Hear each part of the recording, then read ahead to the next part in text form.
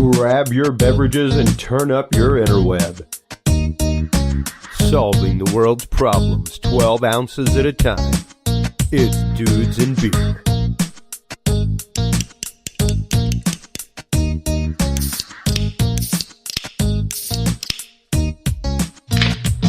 Well, hello everybody, and welcome to the Dudes and Beer podcast. Welcome to episode 159 of the Dudes and Beer podcast.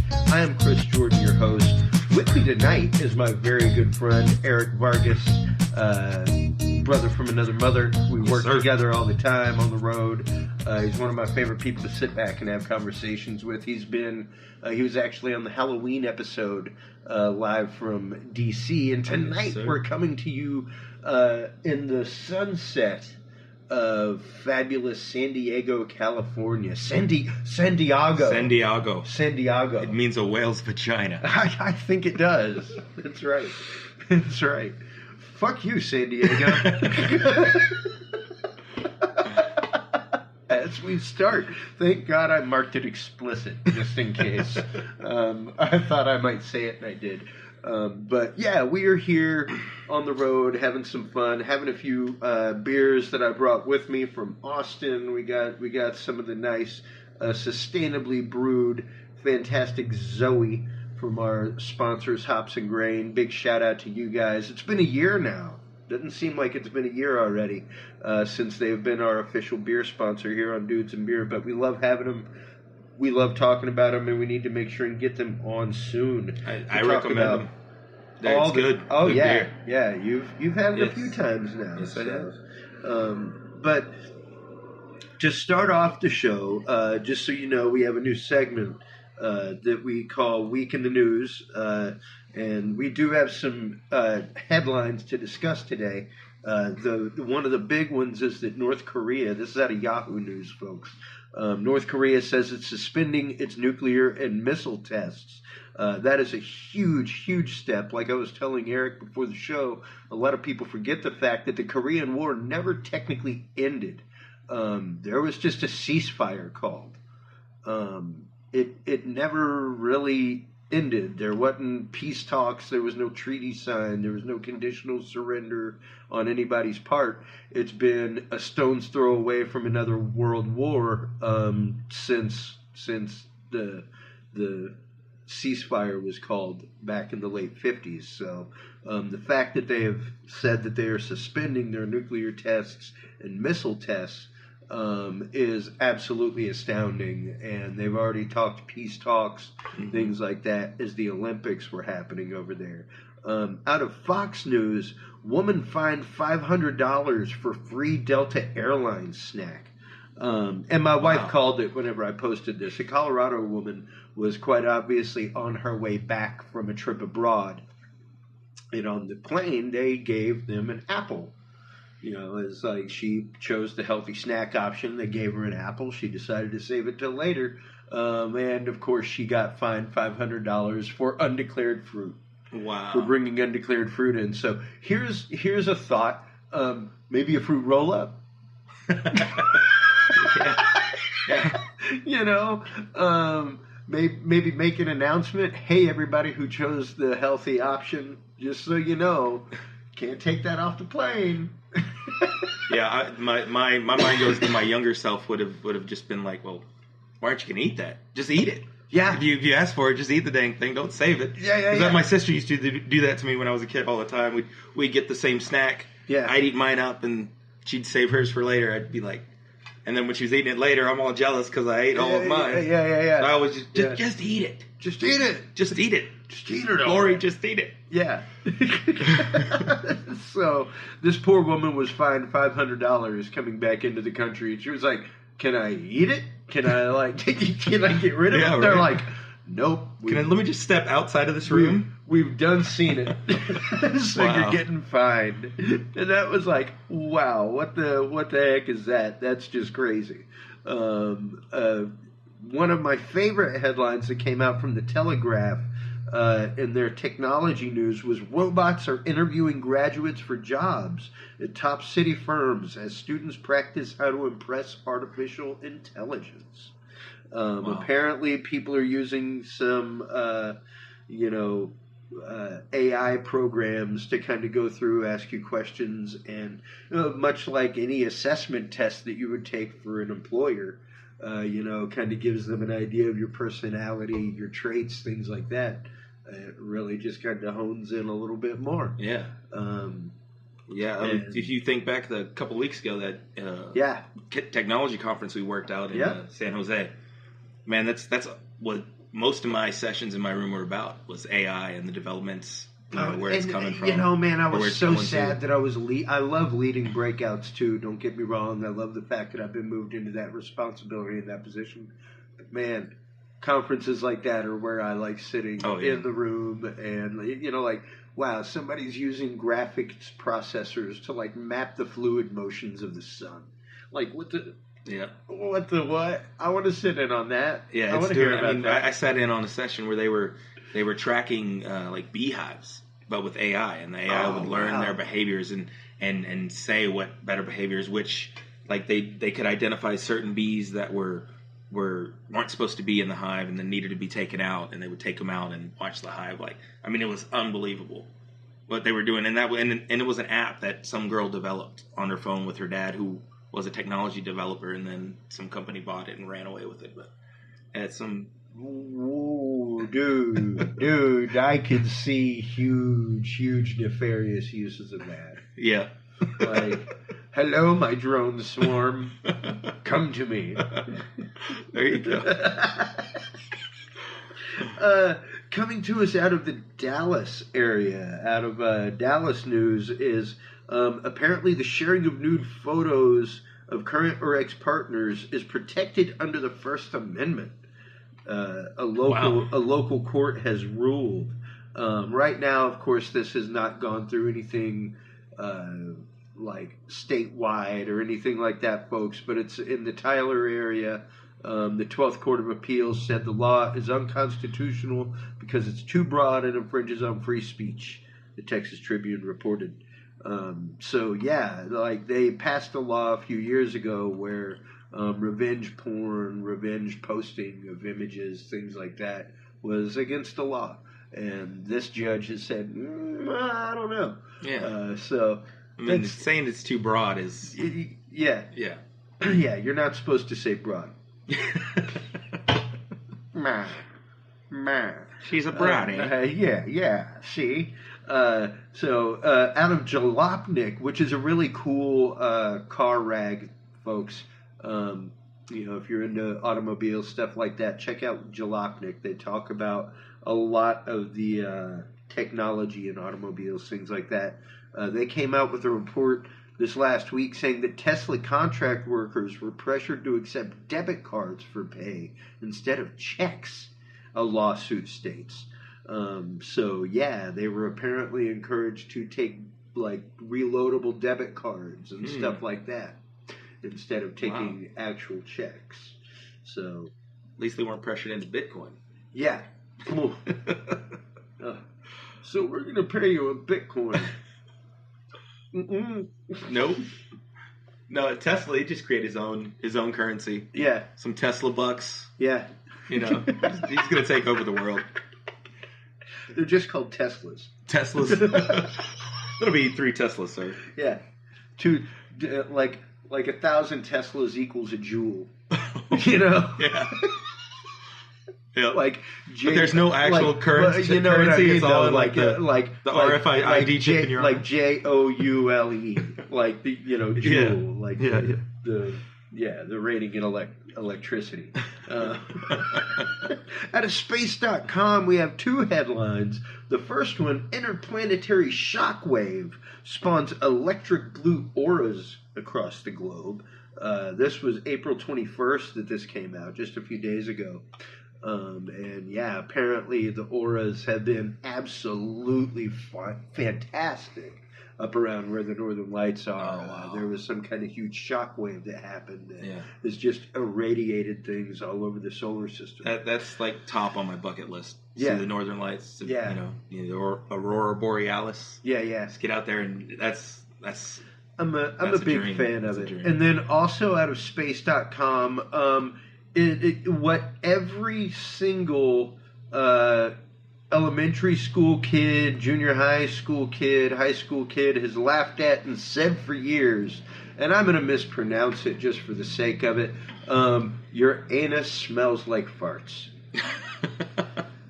It's a scientific fact now, folks. Scientists have come out and said that the planet Uranus in the upper atmosphere more than likely has clouds and clouds of methane gas, things like that make it blue. So, yeah, Uranus smells like farts.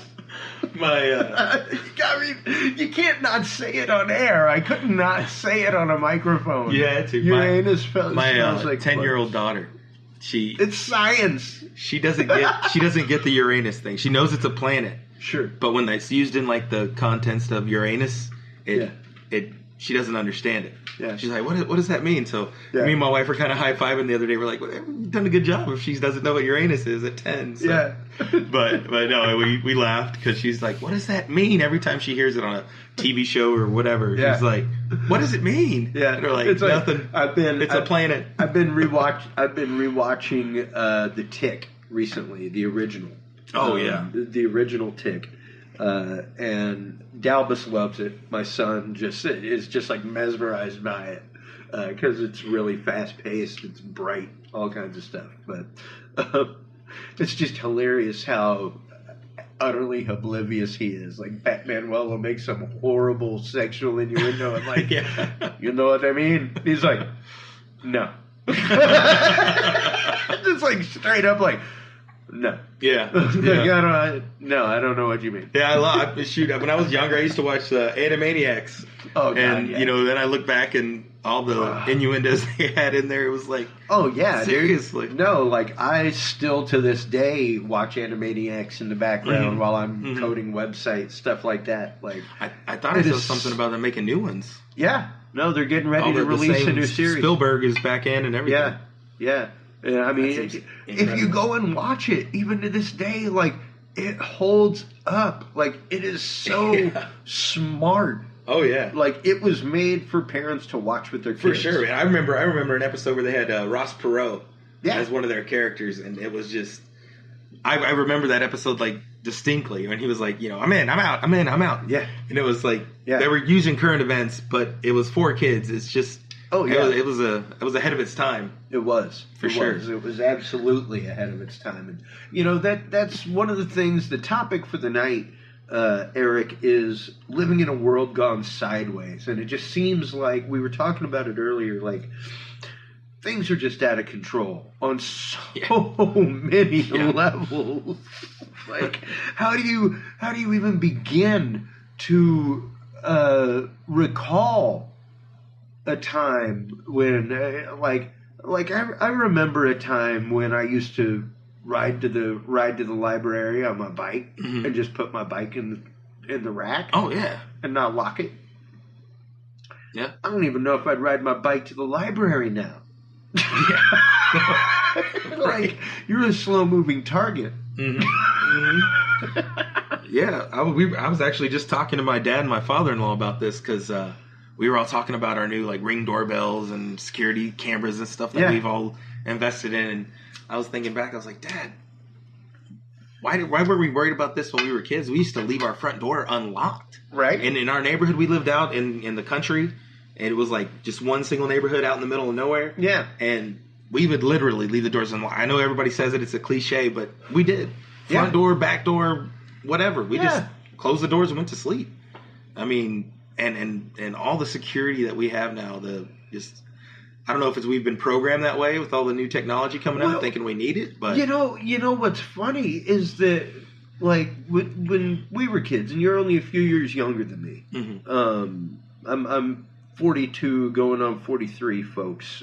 For those of you out there listening, thank you for listening.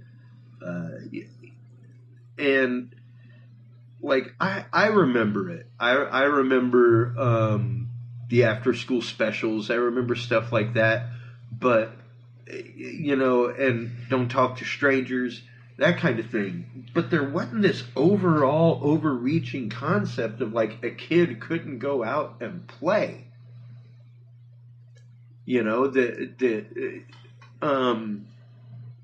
that I couldn't ride my bike a mile down the road to the park. Wasn't even a mile. Mm-hmm.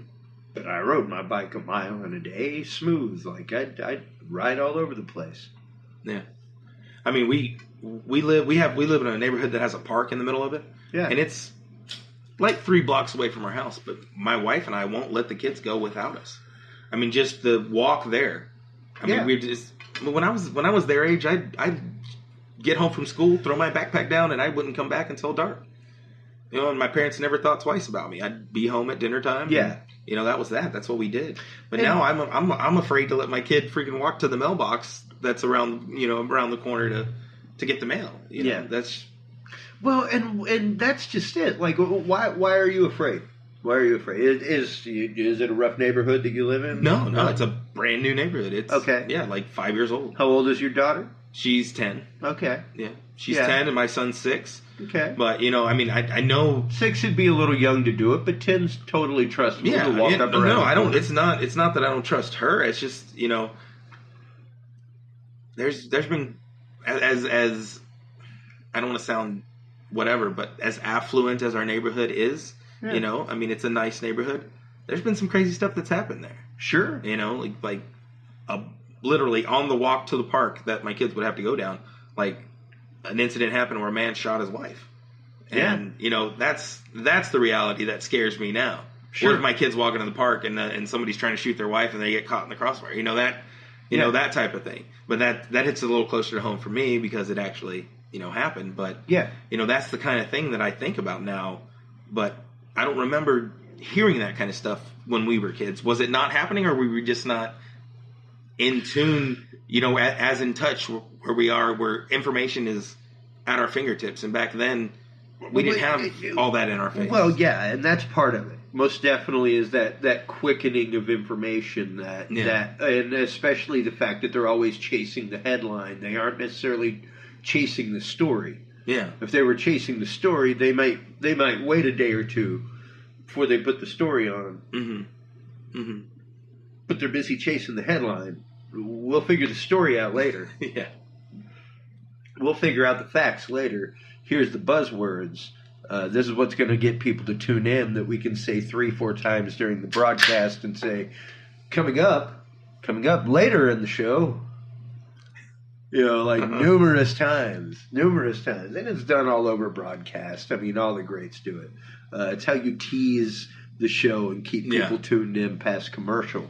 But, you know, there statistically is no greater instances of kidnapping, according to the FBI. There was actually just a report that I posted, I want to say yesterday, a report that was made by the CDC and never really released, that showed the fact that there were 2 to 3 times as many self-defense cases with guns as there are offense cases. Yeah. You know, 2 to 3 times as many cases where people, like, defended themselves, their property, their home, something like that, with a firearm, as opposed to, like, people going out and hunting people, as what's happening in our society. And even now, thinking about that, you know, number one, I guess the Firearms Acts were passed years ago to stop fully automatic rifles, all right? But you'd think, especially the shows that we had, stuff like that as kids, you'd think that if at any point that there would have been more fully automatic weapons back in the 80s on the street than there are now. Oh, yeah. I mean, fully automatic weapons have become a hobby. Well, I mean, there's more of them out there now. I mean, they're more accessible. Well, I don't think they're more accessible. I think the parts to modify a rifle are more accessible. You can't just go off the shelf and buy a fully automatic rifle. Yeah, I don't know. I have a lot of friends, and they're really into guns. Yeah. I mean, I have a lot of friends. I don't have a lot of friends, and then I have a lot of friends that are really into guns. And they buy those things, the automatic, every other week. They're showing me pictures. Hey, look at this new what are you going to do with that? Yeah. They have them. They have tons of them. And I'm like, what do you... Another buddy bought a flamethrower. I mean, what are you going to do Granted, with I that? wanted to get one of the $500 flamethrowers. I'm not going to lie. I wanted a flamethrower. And I'm just like, what's the... I don't get it. I'm not a gun guy. I've never been a gun guy. I have nothing against them. I can see the point of... I can see the point of a 10-round magazine. If you're out hunting for a day, stuff like that. Of course, I see the point in the the hunter. I see no point in any magazine beyond a 10-round capacity. Yeah, I'm right there with you. None. Yeah. Do I see guns as a tool? Absolutely. I use them to turn my light switch on all the time. Homer Simpson, you're shooting light switches and turning the TV on and off. No. I mean, but yes, I do see it as a tool, especially with my cultural upbringing. The fact that I have family that made their living hunting, trapping, things like that. It was definitely something that made them be able to make more money in a day. Yeah. So yeah, that's a tool. Oh yeah. Like when you're talking about how many squirrels you can skin in a day, and your gun is helping you because you aren't having to single load ammunition, stuff like that. Yeah, it's a tool at that point. I mean, I honestly even respect it as a sport. I mean, out there. Oh, I mean that takes skill, man. Watching those guys do what they do, that takes skill. Not just competition shooting, but especially like hardcore Olympic target shooting and everything. Like that's like sniper training. Mm-hmm. That's like learning to control your heartbeat. Yeah, and physically slow your heartbeat down and learn to shoot in between heartbeats. That kind of shit. Like that's a level of biological control. Oh yeah, and being able to, especially in a lot of Olympic shooting and match shooting, you're talking about like 22,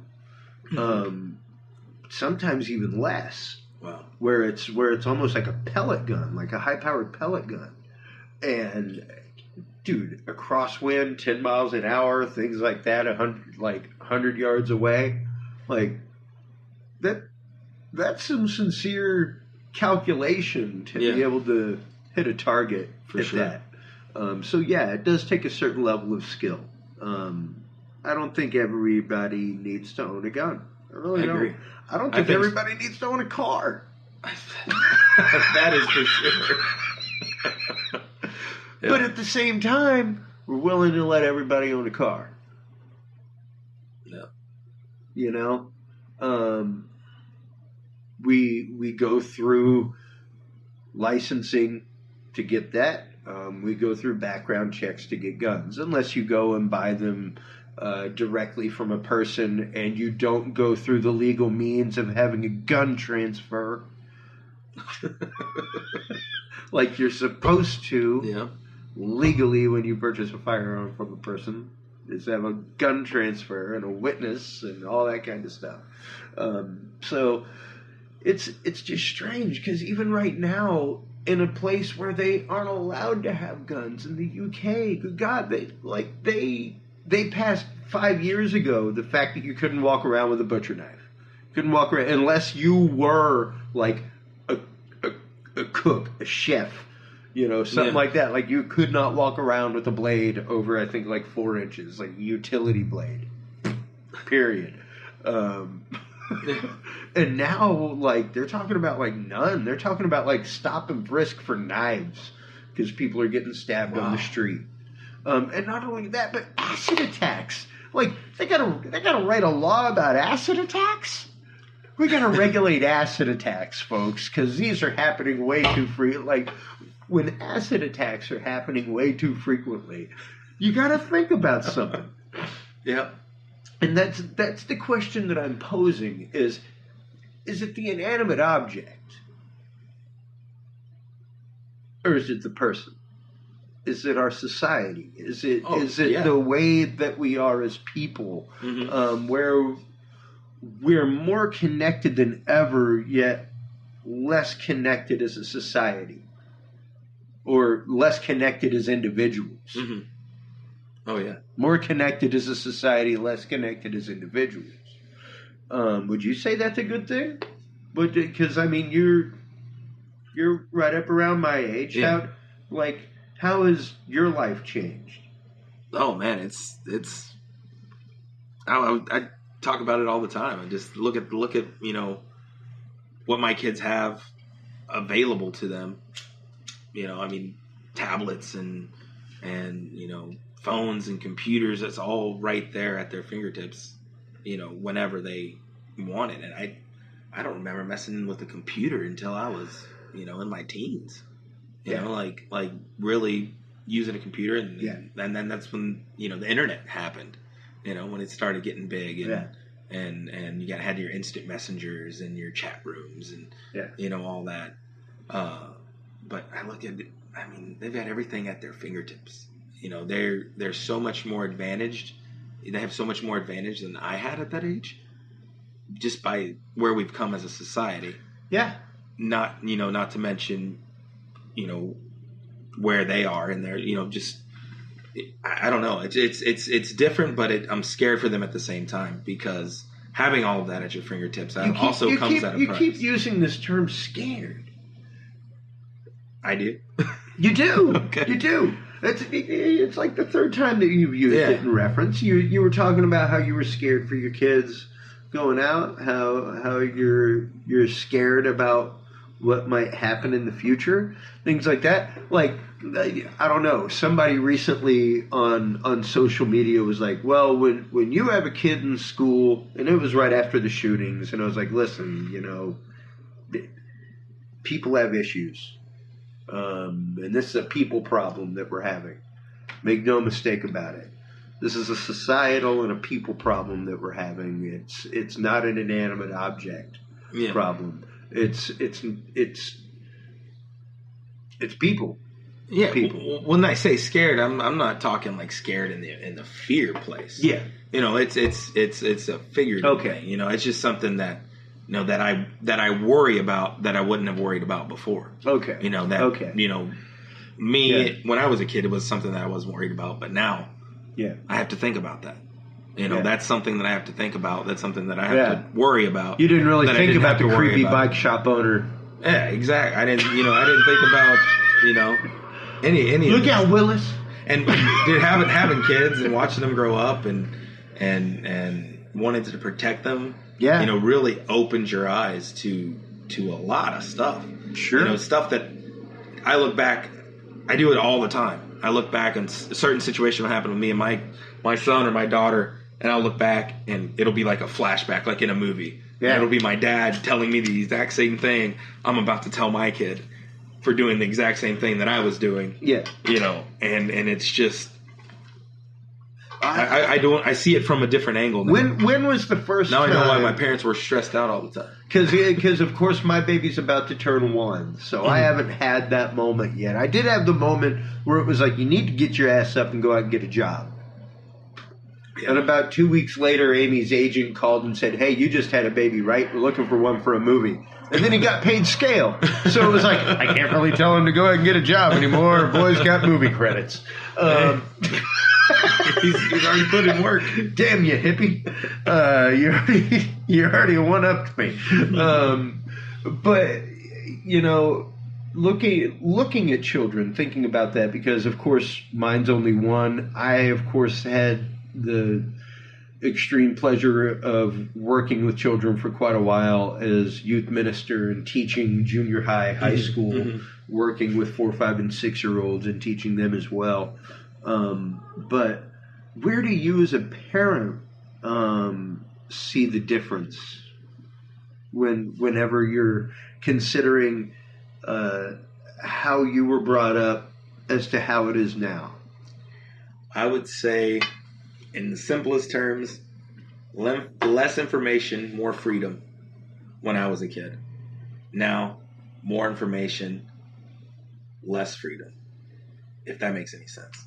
Like, Why less freedom? Less freedom for the kids. Okay. Because of what we're talking about the security cameras and the, not letting them go out after dark, not letting them walk to the park. That good God! If you did the things that I did as a latchkey kid, now you'd be on a government watch list. You'd be on a watch list. That's exactly what I'm talking about. I mean, when we were younger, we didn't know what was going on. Yeah. And we had the unlimited freedom, more freedom than any kid can imagine. You got to do what you wanted to, go where you wanted. You didn't have to tell your mom. You didn't have to call her or text her. They didn't have tracking back then. It wasn't like, when we used to go, the neighbor who had the vacation home down the road. Caller ID was like a thing? Oh, yeah. When it became a thing? Our neighbor had a vacation home, so they were only there certain parts of the year. And so me and some of the neighborhood kids knew where the spare key was. We'd go in and, hang out in their house. Well, speaking of caller ID, it all broke down. We used to go over there all the time. Yeah. Well, when it all broke down, we called somebody. They had caller ID, knew who it was, knew they weren't there, and they were like, I know they're not there. I called the police. And so we all scattered. We all got busted. We all had, got in trouble, whatever. But yeah, that's the kind of freedom we had. We had freedom to do something that stupid, and, we got busted and we didn't end up in jail. And we didn't end up, internet shamed and, busted for the rest of our lives. It wasn't like that. It wasn't, you could do something, get in trouble and not have it follow you everywhere, like on a camera where somebody watch you do something stupid and now you're ruined for the rest of your life. Well, not just that, but it's indelible. It's not going anywhere. It's on 85 friggin' search engines now.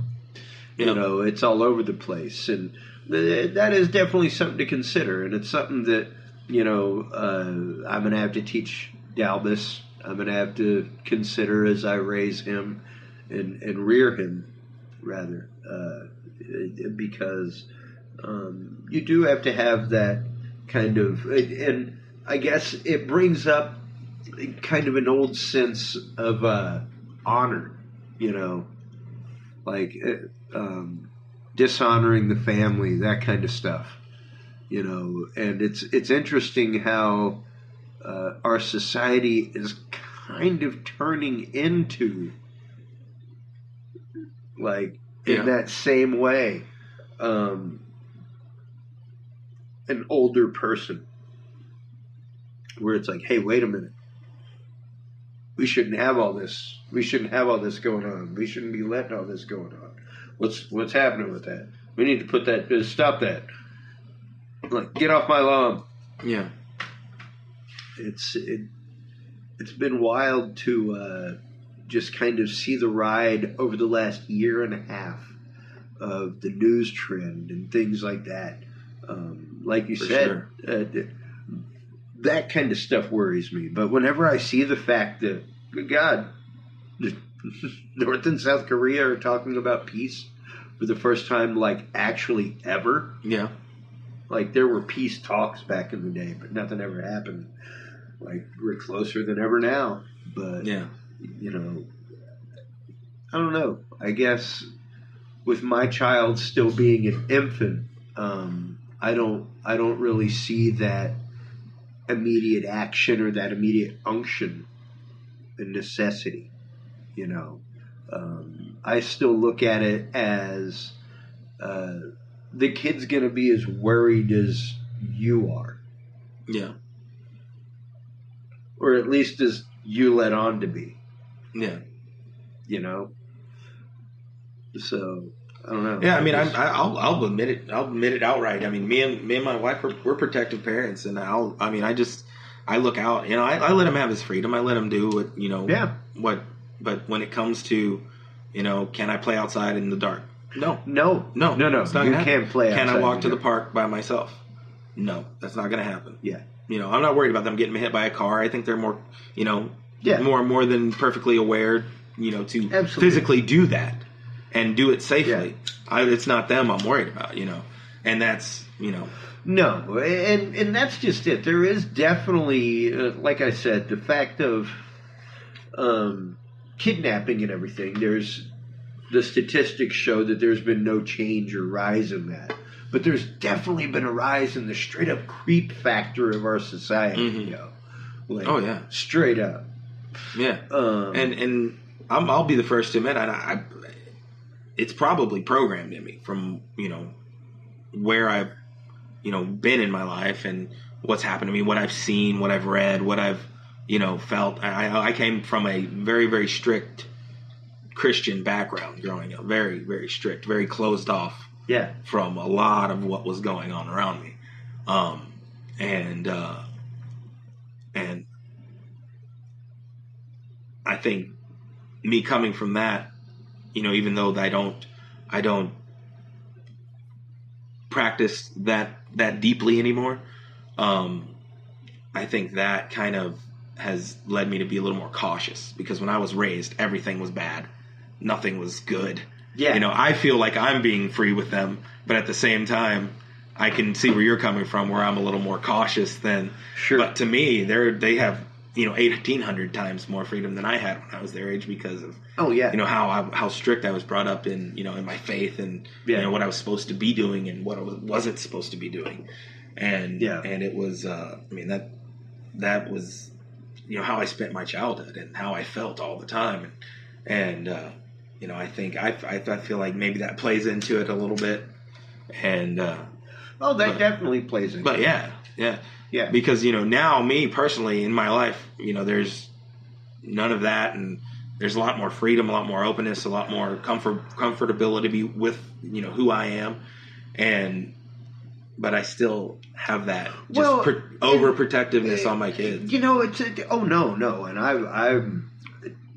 I fully expect the fact that I will be overprotective of my child. Yeah.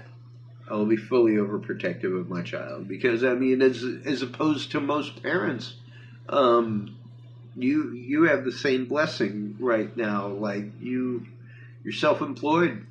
Mm-hmm.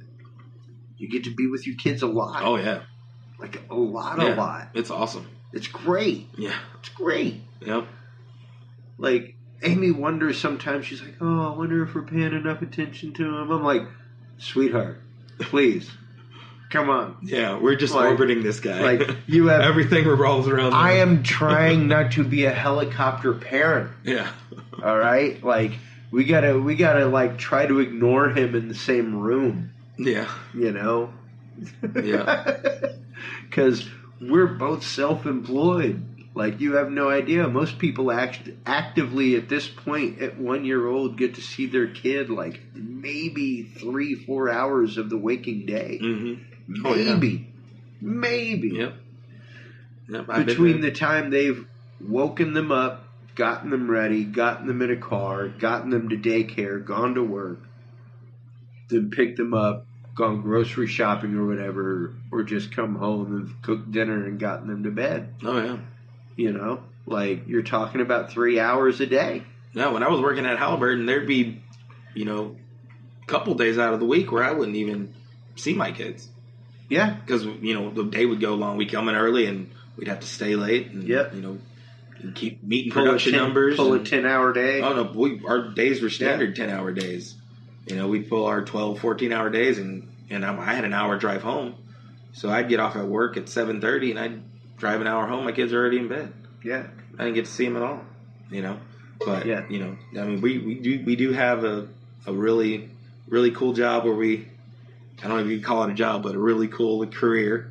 Yeah. I'll call it a career. No. I prefer to call it a career because it's not a job. No. I don't go clock in. Nobody is my boss. Yeah, that's right.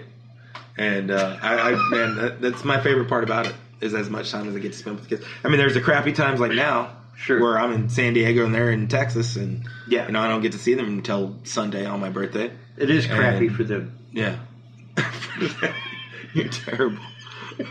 I'm a horrible. I have my birthday on Sunday, and I know. I want to see them. I'll get to be with you. I promise you. I will have one drink for each one of them. Okay. On your birthday. It's a deal. All right? It's a deal. But no. I mean, it's cool, man. It's such a cool gig. I really, really enjoy it, and it's more than provides, and it gives me the freedom to do other stuff. Do your side gigs, whatever you want to call them. your personal stuff. Exactly, man. Yeah. I mean, it's just and that's just beautiful. And it takes a little bit of hustle. It takes a little bit of doing. You really got to find something that you're passionate about, that you're into. They can make money. Yeah. But it's possible. Talking about how sideways the world is, it's cool for weeks like this because we stay so busy. We're basically disconnected from the world for a week. All the hours we pull, and it's like a little break from all the chaos out there. We just have fun. We don't get into all that, politics and whatnot. We discuss it. We talk about it like this. But I like doing this as an escape from all that every once in a while. And that's just it. That's one of the reasons why I love being on the road with you, Eric. Is that I look forward to it.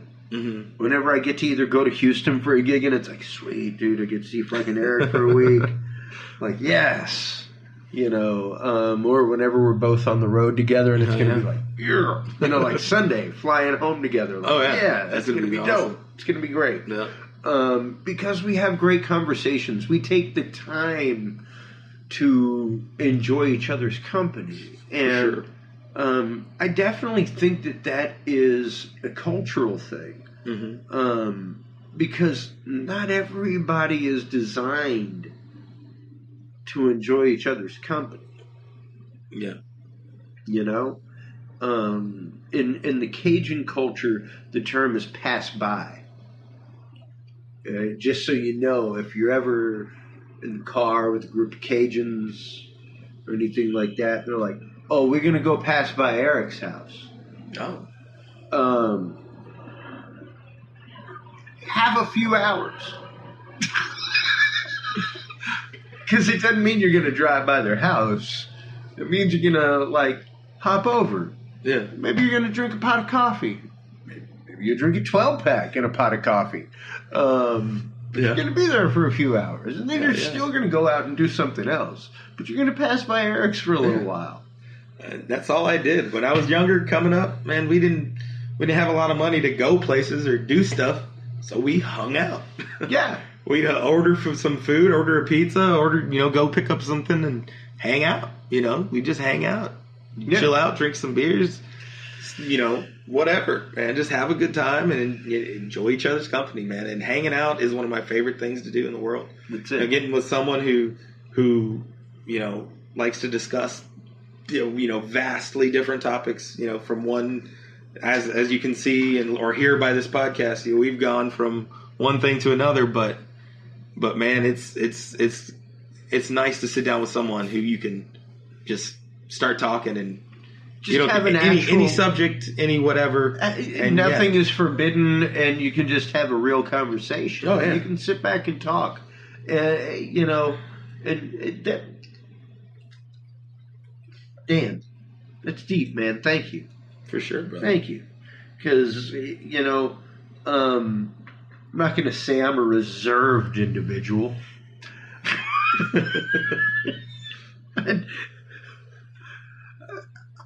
I like to think I speak what's on my mind most of the time. Yeah. In some political way, where it's like trying not to hurt people's feelings. Yeah. But yeah, I think that, and that's a lot of the reason why I started this show was to be able to sit down and talk with people about. Not just similar concepts, but different concepts. Oh, heck yeah. Divergent concepts, divergent realities. Yeah. Yeah. I mean, just to sit back and think about the fact that businesses are now using AI to fucking interview people. Yeah. You're passing a Turing test. You are. Not the computer. The computer isn't being tested as to how human it is. Wow. You're being tested as to how human you are by the computer. What the fuck is that? Wow. Yeah. Like, That's just a mind-numbing concept to even think about. Yeah. It's like all that those shows we were talking about, the Black Mirrors, the Electric Dreams, and you know, it's all sci-fi and it's all. I like Black Mirror. I'm not like encapsulated or engulfed by Black Mirror. Yeah, for sure. No. I love Electric Dreams. Dreams. It was entertaining. Yeah. And as was Electric Dreams, but Electric Dreams was, I think, a lot more visually appealing than anything Black Mirror put out there. But I'm just speaking to the concepts and the you know, the use of social media, you know, as a rating system for society.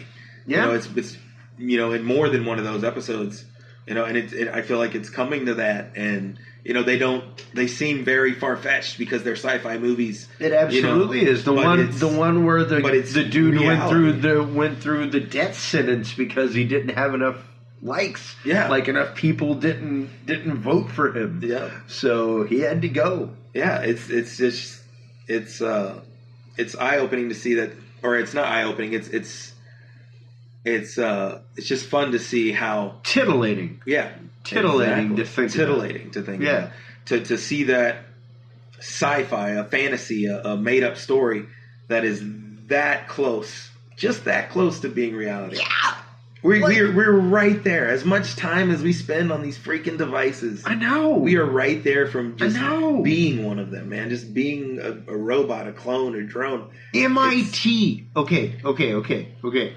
A couple weeks ago, we talked about it with Billy Joe Kane from Radical Empathy. Shout out, Billy Joe Kane.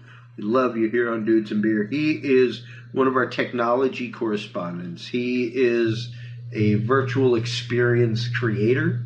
Nice. He has created a game where it's basically you are a detective trying to understand what it is to be a victim of human trafficking, and you're picking up all these clues. Oh, wow. Stuff like that. So it's pretty wild, but the whole concept is that virtual reality can help people learn, can help people even learn empathy and what it is to empathize and feel. Stuff like that. And it's some pretty impressive concepts and some great technology.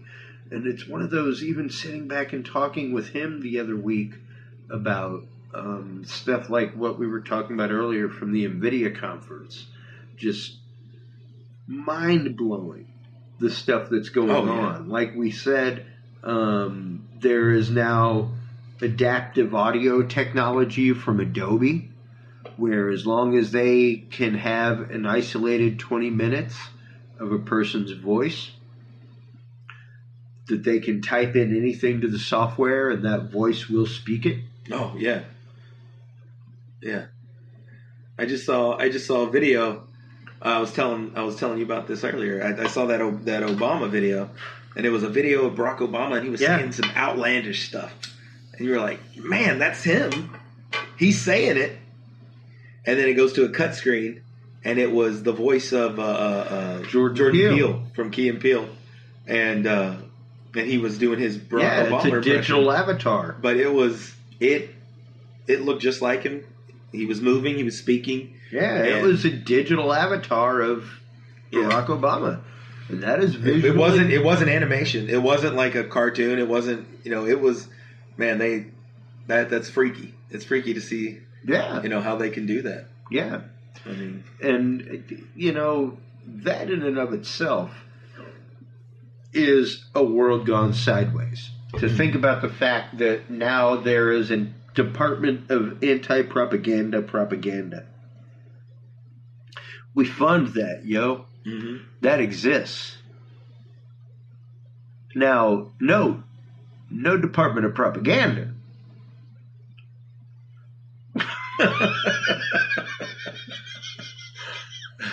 There's a Department of Anti-Propaganda. Isn't that just propaganda? Even if it's anti-propaganda, isn't it still propaganda? So why isn't it just the propaganda office? Wow. Like, but that's the world that we live in. It's a world of obfuscation. It's a world of nuance. It's a world of live in a world of black and white is dangerous. It's dangerous. It's a world where we're however many characters away on Twitter from getting a response from the president. Yeah. I mean, you know what? Amy Jordan, listen to this episode tonight. I know we got into it earlier, and I love you. Do whatever you need to. And you know what I mean by that. But this is the goal. Trump will tweet about dudes and beer by the end of the year. That's the goal. That is now a stated goal. Put it on the board. Put it on the board. Put it out there. Put it into the universe. I'm going to actuate it. We're going to tweet about Trump. We're going to @ Trump. We're going to do all kinds of Trumpy Trump. Until we get an official @ dudes and beer from Trump. I'm sorry, That's Julie. a goal. I'm sorry, Julie. But you have to admit that is a lofty goal. I want that screenshot. I want that screenshot on the back of my business card. That would be worthy of it. That would be worthy of the back of a business card. Where it's like, wait a minute. Is that Trump adding his podcast? All right, that's pretty dope. Yep, good or bad. Well, and like it even came out that like a third of Barack Obama's fucking Twitter followers were bots. Oh, they're really? fake. Yeah. Like you can pay for Twitter followers, you can pay for that shit. But like you were saying before the show, it's kind of freaky that like this is the most accessible. I mean, granted, the man don't like the media, but it's the most publicly accessible that a president's ever been. He doesn't need the media. He puts his stuff out there. He don't give a shit. He puts everything out there. He don't give a shit. I've never seen anything like it.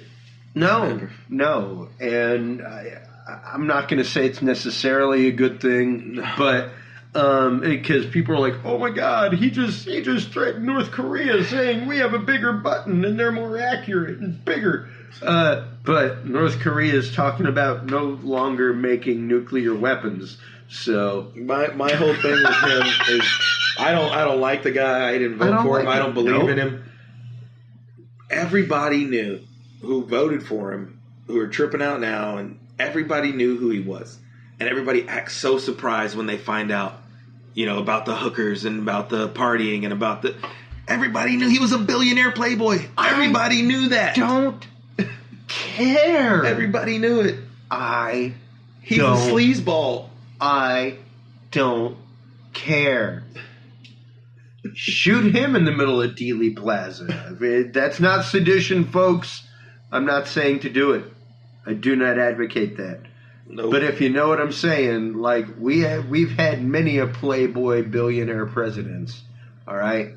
But I mean, I'm just saying he was celebrity for being loudmouthed, an asshole, and a playboy. I mean, it's what the man did. You think that beautiful woman is with that goofy looking dude because she loves him?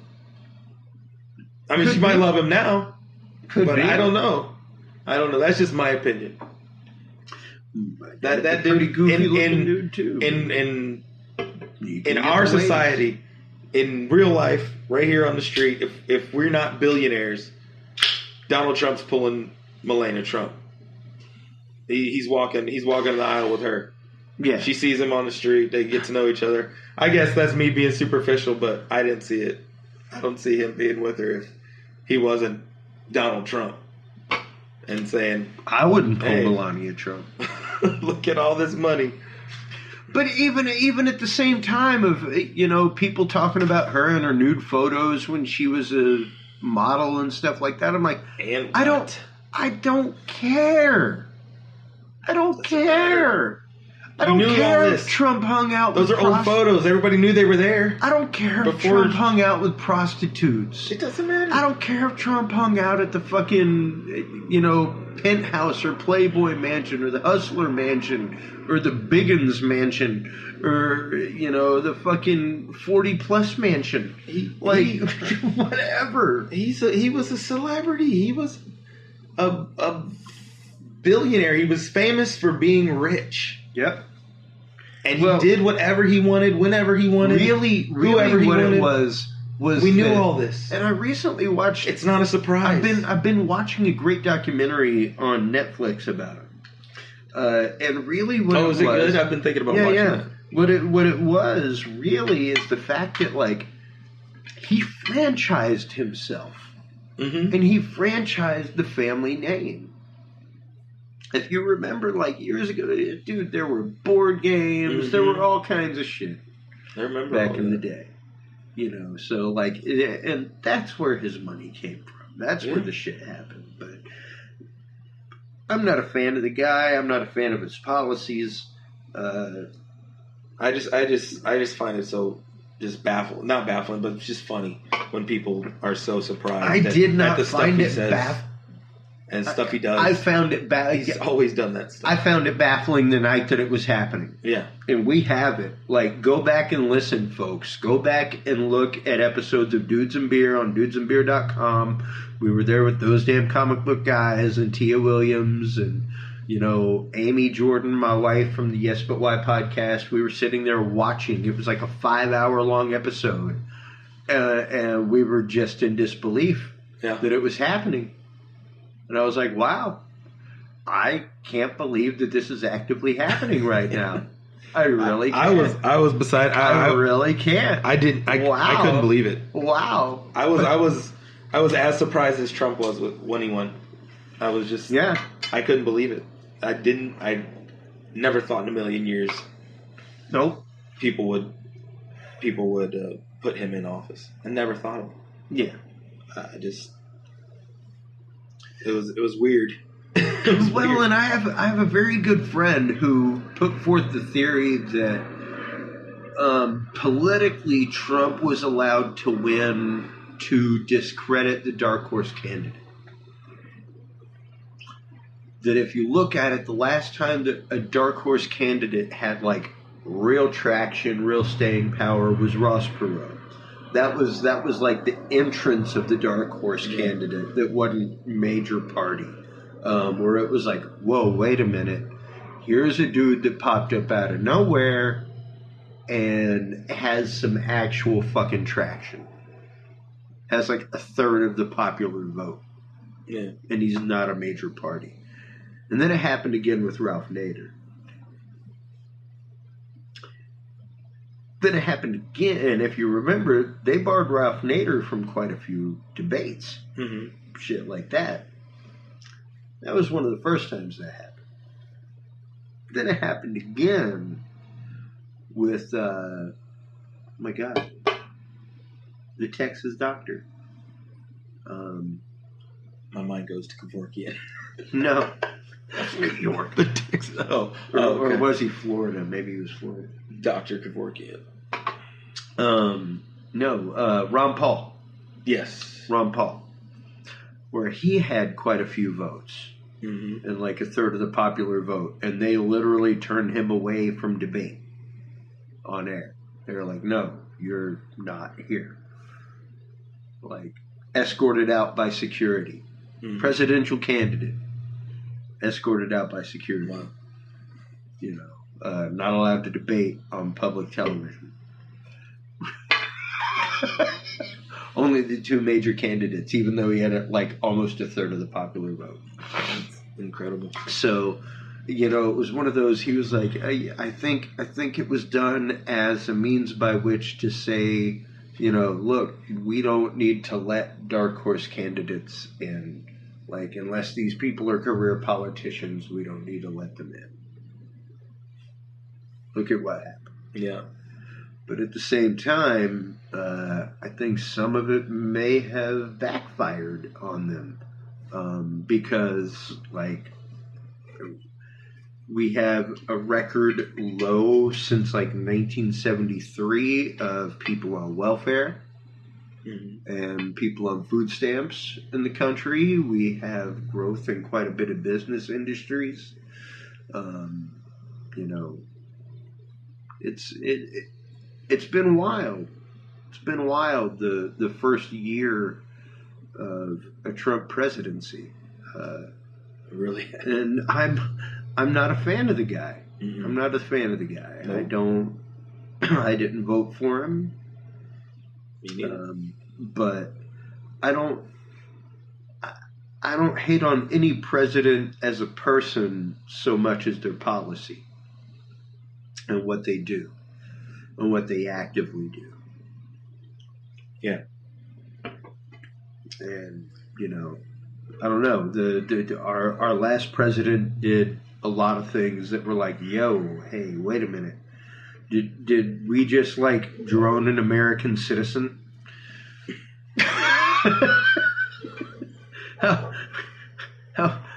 How can we just drone an American citizen like without trial and you know? So there was stuff like that. And there's always stuff like that. There's stuff like that, like we were saying earlier before the show. Barbara Bush just died, and George Sr. is in ill shape right now. I remember somebody, I believe it was a good friend of mine, posted like, hell is calling their son home. Oh, damn. Something like that. And I was like, oh, snap. Yeah. Oh, wicked, son. You're wicked.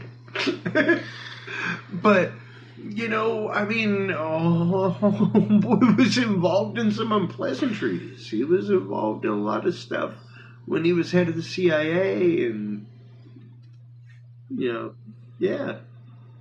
So, it is a world gone sideways. Whenever we look at the technology that we have now, the technology that our kids have, like you were saying, I don't know. I can see the good. I can see the bad. I really choose to think it's how we learn them to use it. We need to teach them to utilize the technology in the proper way, to be safe when they utilize the technology. To me, the technology of the internet, the technology that we have in front of us with tablets, biometric technology, everything else, is no different than the technology of gunpowder, black powder, and a firearm. Yeah. You need to be educated about it. You need to know how it works. Yeah. You need to know what the repercussions are. Yeah. And you need to decide whether or not you want to take part in that. Whether or not you want to be responsible for those repercussions, whether or not you want to do that. You know? And it's just about the same thing. Yeah. Whenever you stop and you think about it. It's about personal decision. It's about personal accountability, and trying to realize that and trying to see that. And I think that we as a society have lost a lot of that concept of personal accountability. Yeah. Oh, no doubt. No doubt. You spend half your life detached from yourself. You can get online and say anything. You're invincible online. Yeah. That's just it. Number one, people have gotten to where they think that when they stream something on Facebook Live that it's private. How the f*** are you going to stream the torture of somebody on Facebook Live and not expect to get caught? Like, and like I said in the promo of this show, looking at this younger generation, the Tide Pod Challenge, snorting condoms. Like, what the fuck, dude?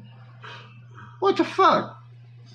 Every once in a while, you heard about somebody maybe whizzing by with like a paintball gun back in the day, and like they pop somebody with a paintball gun as they drove by. Yeah, we did egging people as you drove down the road.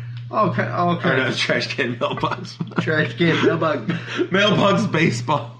Trash can mailbox. We used to hit trash cans too. I was thinking about that while I was saying it. We play trash can mailbox now. Me and my friends, we fancy. Oh. We play trash can mailbox. We play ball puck. Oh. Yeah, but yeah, I mean, we did all kinds of dumb stuff like that. Hey, but we did stupid stuff too when we were kids. Our generation did stupid stuff. I did idiotic shit. And we used to build ramps out of plywood with no nails. You just lean them up against each other, and then somebody would lay under it, and somebody else would try to ride over it. You know, it's just like, come on, man. Oh yeah, we did some dumb stuff. Eating soap. I mean, that's pretty stupid, but not soap. Like you, here's the thing. I'm not advocating this, folks. But I guarantee you could probably take your small bar of soap, chunk it down, and you might not feel good for a little while, but you'd be okay. You have the squirts. However, you'd have the bubblies. Bubble gut. You have bubble guts for a little while.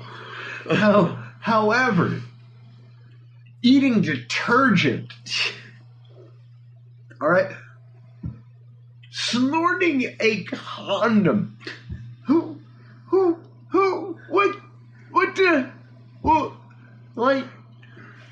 What game were you playing where it said, it's your turn now, you need to snort, spin, wait, Coke, like Coca-Cola, a frog, a condom. Sweet. Like, what the fuck was this game? I don't know. I had friends who used to snort like string and like rub it in and out of their mouth. That's a magic trick. Whatever. It's a string. Sure. Yeah. I mean, condom. But no. I mean, Tide Pods really. I have a problem with that because how much other stuff that's bad for you looks like other stuff. I mean, antifreeze looks like Mountain Dew. Let's try antifreeze because it doesn't. Green. No, Does it look doesn't. like Mountain Dew? It looks totally different than Mountain Dew. Pour the two in a glass, and I guarantee you're going to be like, "That's." I'm Mountain just Dew. saying, inanimate stuff. Bleach looks like water. Let's drink it. Yeah. You know, it's just dumb. I mean, it's a Tide Pod. It's laundry detergent. It's not gonna taste good. Yeah. It doesn't look delicious. It's a neat design. Don't be retarded. I'm sorry, I can't use that word. Don't be dumb. It's because of my 90s. It's because of my 90s upbringing. Don't be a momo. A momo. You're allowed to use that word. All right? Don't be a momo. Don't be a momo, man. I caught myself. It's okay. I'm trying to teach myself. It's okay. But I come from, the stuff we used to say back then when we were kids. Again, that's another one of the weird sideways It was not the most politically correct. No, but was it real? Oh yeah. It was real. For real. And that's just it. It was the bomb. The one hit a quitter. But, you do have to consider time moves forward, time marches on. But when time marches on into the eating of Tide Pods, I'm done, dude. I'm not marching that way. I'm not going that way. I mean, remember the old saying, if your friend jumped off the bridge, would you do it too? Depends on the bridge. Right? Depends on the bridge, man. But there's a lot of circumstances involved in that. But you know what's what I'm the saying. windage? What's the depth? You know what what's I'm saying. the height from bridge to surface? I'm just saying, you see one person eat a Tide Pod, and they're gagging and spitting it out, and it's stupid. Never. You see that one time. Never. Not going to do it, and not going to film myself doing it. Never. People are doing it because they seek attention. Because that's what everybody is starved for, is for people to look at them. Well, and that's something that we've explored in this show before, is how we created this narcissistic society. Yep. This society of utter narcissism that has gotten to the point almost of, electric dreams, where we are literally living in a world suspended within ourselves, where we're living in a world only looking for a point of self-reflection instead of looking for a point of outer connection. Yeah. And you're living, people are living different lives. Their social media life isn't what's happening in their life. Not everybody, but there's a lot of people who only put what they want you to see, sure. on there. And I think that's what's appealing to it for so many people, is that they can be who they want people to see them as on social media, and they don't have to be real. They don't have to be who they really are. They can be who. I'm Tiger Man 28. I'm Whittly Doodot. That was my AOL screen name. What? My AOL screen name in high school was Whittly Doodot. Whittly Doodot. Whittly Doodot. That's great. Yep. I had that one, and I had what was the other one? It was a Friends reference. I can't remember what it was. Squatter Nut Bosh. That was the name of my first screen name, was Squatter Nut Bosh. Okay. Because it was they were telling Thanksgiving stories, and somebody told a really in depth funny story about somebody else, and they did like a flashback, and then one of the characters, Joey was like, "Remember that time Ross said Squatter Nut Bosh?" Everybody's like, "It's not the same thing." So that's where I got it from. Yeah. Squatter Nut Bosh. Yeah, those were my two names, Squatter Nut Bosh and Whittly Doodot. Well, and that's just it. We do live in a digital age. We do live in a much larger world and in a much larger reality, and a much more connected reality than we did at one point. The fact that we know what's happening, I use the term all the time, when we know what's happening in Poughkeepsie right now. You didn't used to, unless you had the Poughkeepsie registered. But even then, you wouldn't find out for as long as it took to get to you. Yeah. As long as the newspaper magazine took to get to you. Yeah, exactly. Yeah. Like, unless we got a phone call from a family member of Mamu, we didn't know what was going on. But now with social media and everything else, hey, there ain't a lot of momos in Mamu.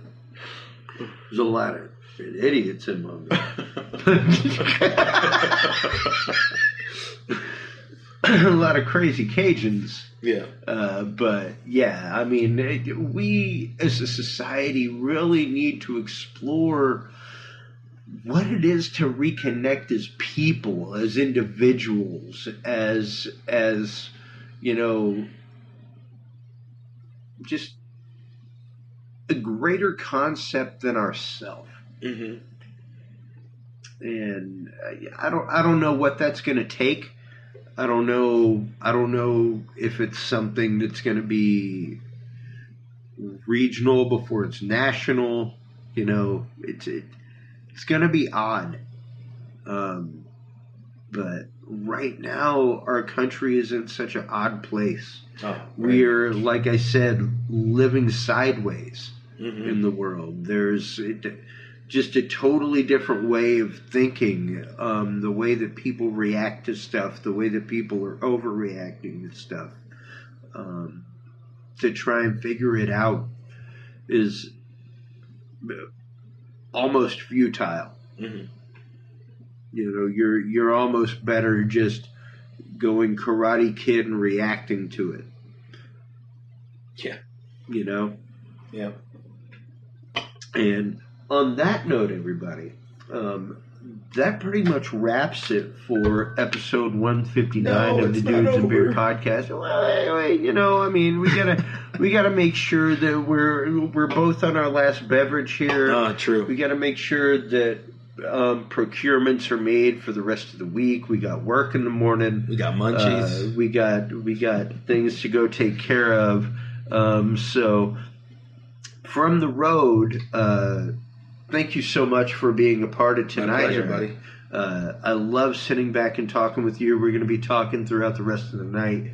I'd love to sit back and do a talking sound with you this week as well. And until next time, everybody, please take care of yourselves, take care of each other. Go forth, bring good beverage to people, bring good thoughts to people. Make sure that you yourself are taking care of yourself, taking care of others around you. Until next time, stop on by the Dudes and Beer podcast. Check out the HC Universal Network, hcuniversalnetwork.com. And remember, if you can't be good at it. We'll talk to you soon, everybody. Bye-bye. Thanks for listening to this episode of the Dudes and Beer podcast. To listen to our audio streams or chat with us live, download the official Dudes and Beer app for Android and iDevices, available on Google Play and iTunes markets.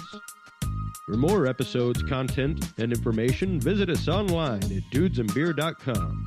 You can also find our episodes on Breach.tv, iHeartRadio, Spreaker, SoundCloud, iTunes, YouTube, Stitcher, or your favorite podcast service. Dudes and Beer is a proud member of the HC Universal Network family of podcasts. For more about our sponsors and other podcasts on this network, visit hcuniversalnetwork.com. Thanks for listening, everybody, and until next time, drink responsibly.